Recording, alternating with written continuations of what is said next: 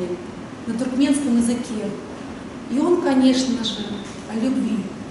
Но как в мире существует самая прекрасная, самая необыкновенная любовь, неважно, она взаимная или нет, она существует.